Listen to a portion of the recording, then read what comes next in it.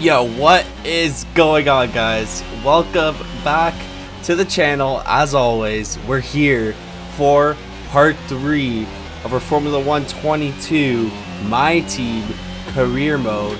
If you guys have not seen the last video, make sure you hit the link at the top or go to my channel and watch that race, because every part of that race was crazy. The qualifying was crazy, the start of the race was pretty crazy, and the ending was crazy as well.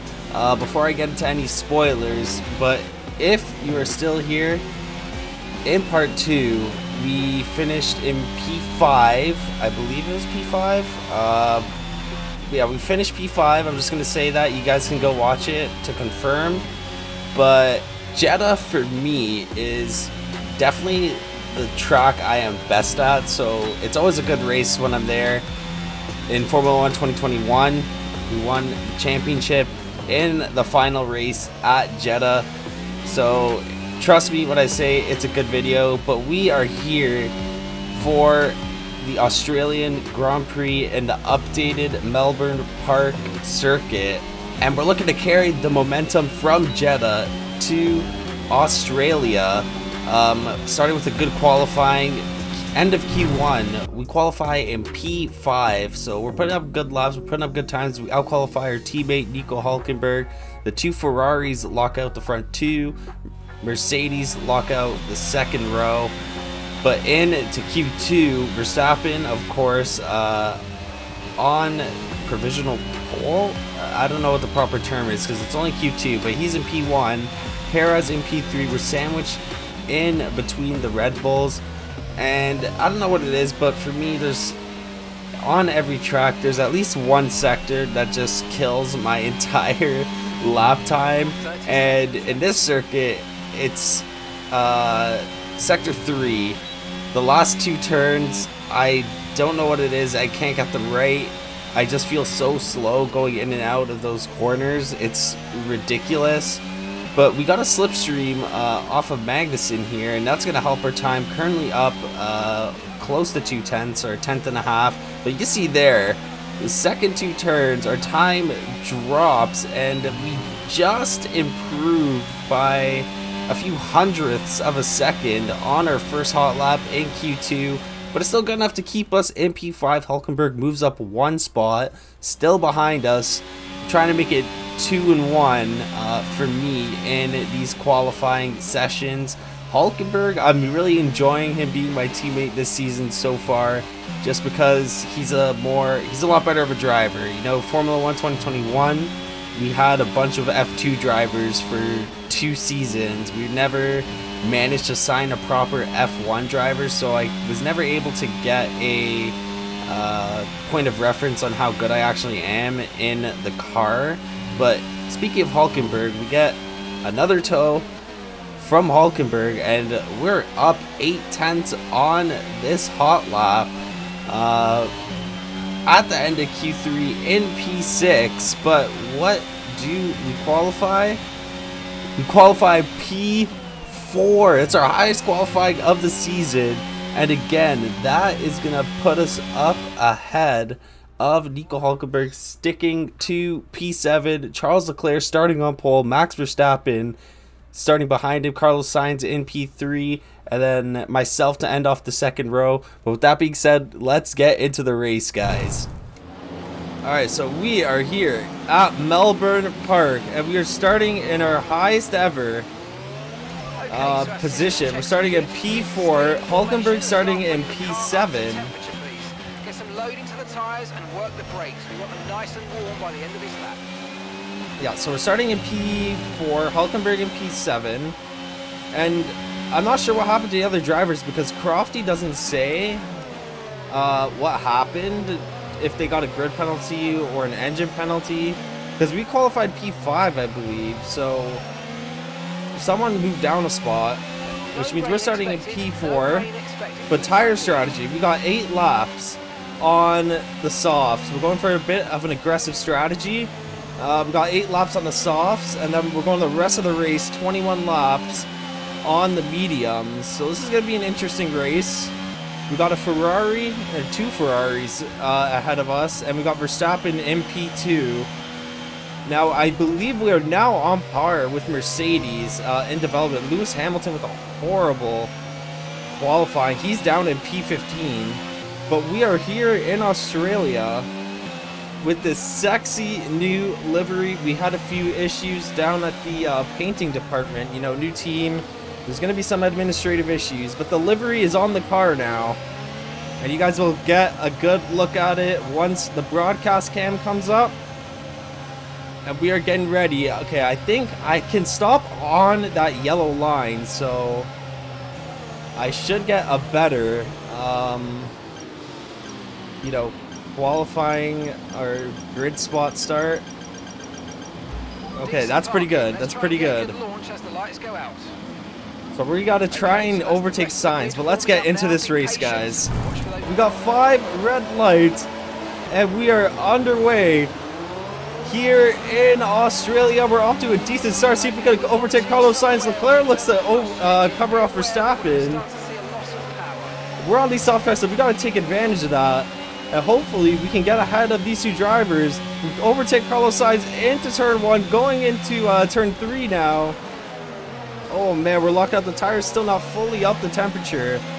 Take a look at that new livery too. I love it a lot. Honestly, I like it better than the CRM2's livery. It took me a lot less time to make this livery as well, just because I'm a lot better with Photoshop now. The first time around, I did not know anything about Photoshop, so it kind of took me forever. Oh man, we gotta watch those curves because that can cause damage to the underbody. As Carlos Sainz is on our rear, Leclerc and Verstappen are starting to pull away. Oh god, here comes Carlos Sainz. We're gonna be racing him to the main straight. Oh my god, here comes Carlos Sainz. Gonna be racing into turn 3. And we outbrake him, push him to the outside. Let's keep him behind us. We don't have that engine power like the Ferrari does, so we lose a lot of time down the straights. Carlos Sainz also has DRS, and at the moment, a fully charged battery, so I don't want to fight him too much because we're going to have to pit soon anyway, so we kind of want to drag the life out on these soft tires. Everyone is on the mediums. We're the only ones that went onto the softs. Here comes Carlos Sainz again. We'll stick behind him. See if we can get him down the straight with DRS. But we got Hulkenberg behind us now. He's got the DRS. We're going to be fighting with our teammate for the first time in a race. Literally in Cyborg Racing history.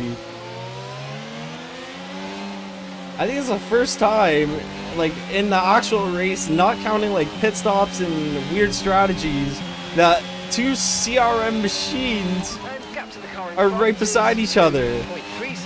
So Hulkenberg, he's got a 2.5 second gap behind me, which means he's literally right on my rear. He's trying to overtake me right now. But I think these soft tires are starting to fall off. Yeah, we're at 34%. So I'm thinking I might switch strategies, go onto the hards, and then just go the rest of the race. We kind of screwed up the strategy here. So let me set the hard tires. Alright, so I've taken an executive decision. We're going to box this lap. These tires are pretty much gone already on lap 7. And we're losing time. Hulkenberg has passed us. And we can't keep up with them. So we're going to take our chances, go onto the hard tire, and stay on those for the rest of the race. Now, it might give us an advantage early on, but definitely towards the end, we're going to be suffering some tire wear. So we're going to have to manage these tires through the race and make sure we can get them all the way to the end. So here we go into the pit lane. See if we can get a proper entrance. And we got the manual pit stop too. So who are we going to come out in front of is the question. We got optimal pit timing, I guess. I don't know what you want to call it. So we're coming up behind Joe Granu, and Nicholas Latifi is coming up on us right now. Oh god, these tires are so cold. That kind of stalled Nicholas Latifi there. But Sergio Perez, why is he so far back?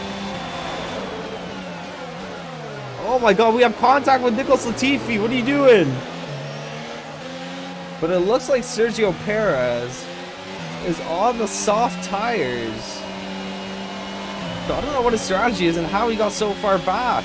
I don't think he qualified that far back. He was up near the front. So he must have gotten damaged or something, but why would he go onto the soft tires is my question. We gotta get these tires up to temperature. We got, who's this behind us? Latifi still? Oh, what the heck? George Russell is behind us. I think he's switched tires too. He's on the softs. So we're racing with the Mercedes in P20. And these tires feel like they are up to temperature now. 82 degrees, so not fully up to temperature, but good enough to drive with. And here comes George Russell. We're racing into the start of Sector 3. Slice him off, keep him behind us. Perez is two and a half seconds in front of us, basically. So let's see if we can catch up to him. His soft tires will start falling off eventually, as probably these hard tires start to really kick in. So we're on lap 19 now. And oh crap, here comes Alonso.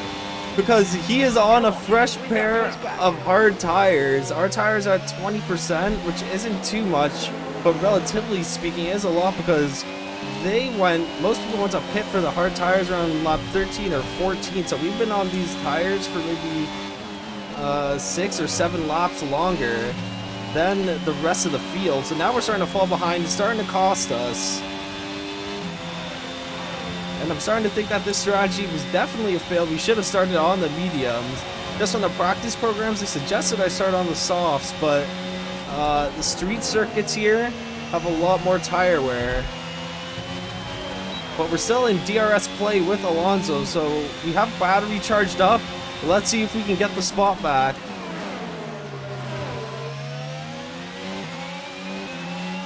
Coming to the final turns of lap 19. We still got 10 laps to go in this race. I really hope there's a safety car, because then we can pit, get a free pit stop, and then it's fair game. We got DRS, we're still too far behind. The third sector, I suck at it. And when you have bad tires, this equals failure. There's nothing good coming out of that. So DRS again on Alonso. 5/10 back. Following him in that dirty air. Not as dirty as last season with these new regulations, but still dirty nonetheless. We're gonna get a nice slipstream here. I don't know, when I play online races here, this is one of the overtaking spots into the high-speed chicane, turn 11. I think it was turn 11 before, but okay, we're getting closer to him. We're getting closer to him, so he's kind of towing us around now. We definitely don't have the raw pace to keep up with him, but with the DRS, with the tows, with the slipstreams, and the battery,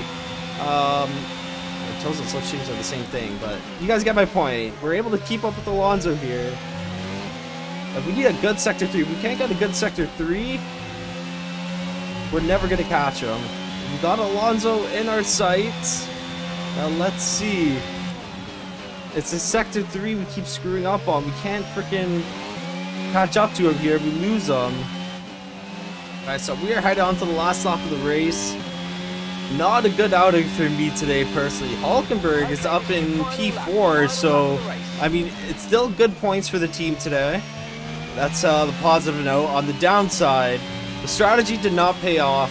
The soft tires fell off way too quickly. And unfortunately, because of that, we've dropped down to P6. We tried to catch up to Fernando Alonso, but we just were not fast enough. We didn't have the pace on the worn out tires.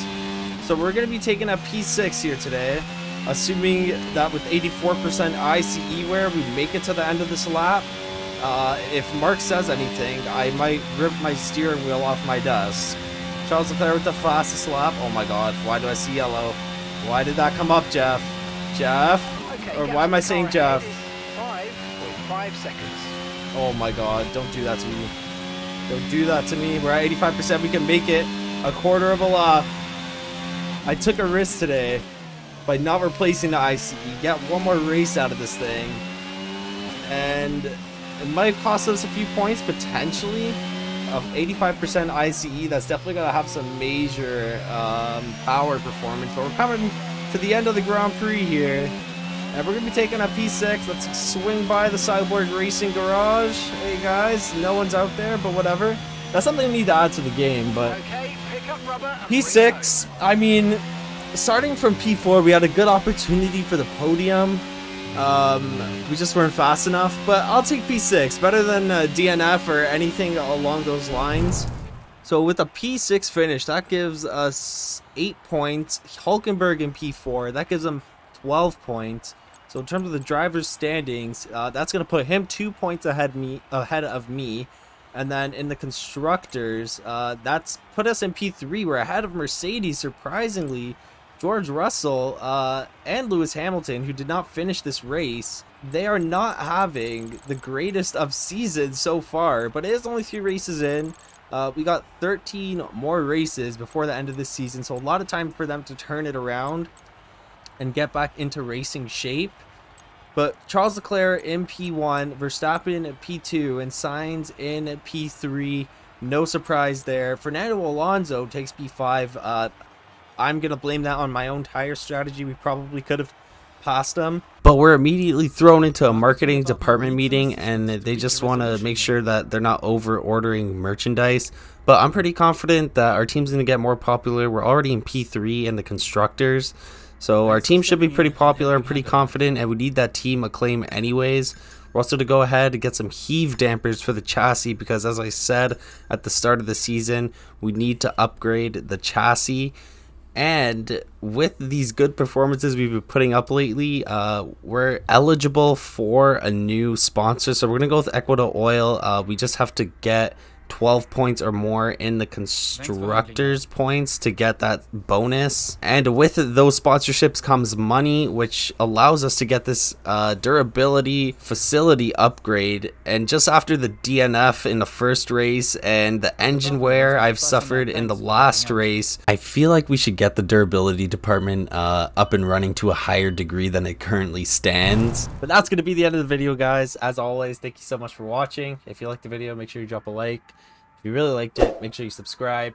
We got a Pirelli Hot Lap coming up next week, and the Miami Grand Prix, which is a new addition to the F1 calendar. And I will see you guys whenever that video comes around. All right, have a good day, guys.